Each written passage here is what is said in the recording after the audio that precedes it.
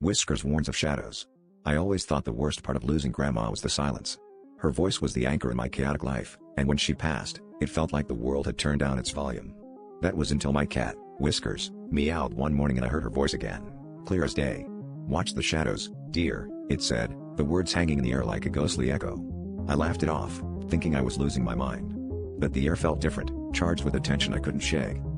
Days passed and Whiskers continued to speak, her warnings growing more urgent. "The storm is coming," she said one night, her eyes gleaming in the dim light. I was beginning to feel like I was living in a waking nightmare, each word a needle of unease piercing my sanity. I started paying attention to the news, the weather, anything that could give me a clue about the danger she spoke of. But everything seemed normal, the world spinning on as if it hadn't heard the voice of my dead grandmother echoing through a cat's throat. Then the disappearances began. First, it was the couple down the street, then the mailman, swallowed by the ordinary shadows of our quiet town. Each time Whiskers warned me, her voice trembling with urgency. The shadows seemed to pulse with a life of their own, growing darker, more insidious. I felt their cold touch every time I left the house, a creeping dread that followed me like a phantom. I realized that danger wasn't a force of nature but something far more sinister, lurking just beyond the veil of normalcy.